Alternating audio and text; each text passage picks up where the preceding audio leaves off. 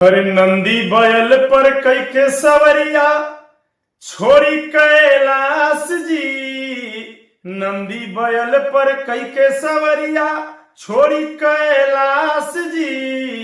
अइले भोला अब काशी नगरिया भक्तन के पास जी।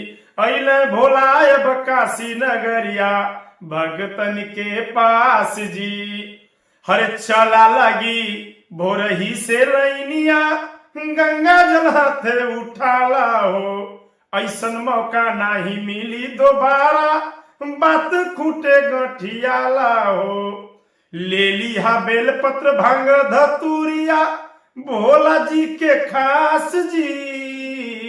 ले लिया बेलपत्र भांग धतूरिया भोला जी के खास जी। अइले भोला अब काशी नगरिया भक्तन के पास जी।